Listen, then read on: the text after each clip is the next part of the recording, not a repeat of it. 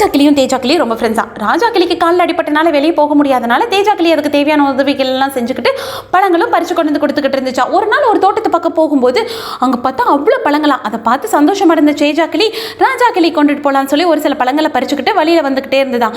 வரும்போது குயில் அணில் இன்னும் நிறைய விலங்குகளை பார்த்து அவங்க கிட்ட தண்டூரை போட்டுக்கிட்டே வந்துச்சா. இந்த பழங்களை நான் அங்கே பறித்தேன் அங்கே பறிச்சேன்னு.